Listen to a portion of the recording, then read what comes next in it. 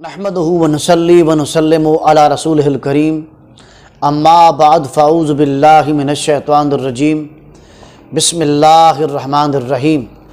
امام مسلم نے اور امام ترمذی نے اپنی سند کے ساتھ اس حدیث کو روایت کیا ہے۔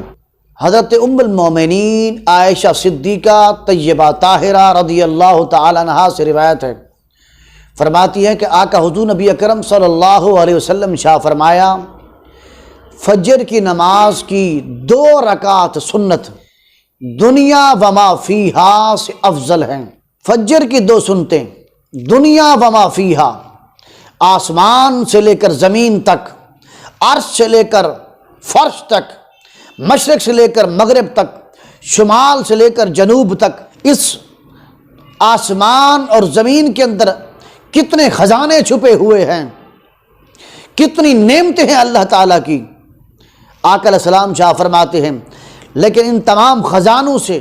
ان تمام نعمتوں سے، اس تمام دنیا سے جو افضل اور بہتر ہیں وہ فجر کی 2 سنتیں ہیں۔ ہمیں افسوس سے یہ بات کہنا پڑتی ہے کہ ہم لوگ اچھے سے اچھا کھانا بھی کھاتے ہیں، اچھا لباس بھی پہنتے ہیں، موسم کے مطابق ہمارے پاس ساری سہولیات ہیں، سردی ہو یا گرمی ہو، مسجد کے اندر جائیں پنکھے بھی ہیں، ہیٹر بھی ہوتے ہیں اور وہاں پر تمام سہولیات میسر ہوتی ہیں، لیکن افسوس اس بات کا ہوتا ہے کہ ہم رات کو دیر تک جاگتے رہتے ہیں، دوستوں کے ساتھ گپ شپ ہوتی رہتی ہے، محفلوں میں رہتے ہیں اور صبح کی سنتے بھی نصیب نہیں ہوتی۔ پھر ہم کہتے ہیں ہم پریشان حال ہیں، ہمارے گھروں کے اندر برکت نہیں ہے، ہمارے رزق میں برکت نہیں ہے، ہمارے کاروبار میں برکت نہیں ہے۔ دوستو، آقا علیہ السلام شاہ فرماتے ہیں جو بندہ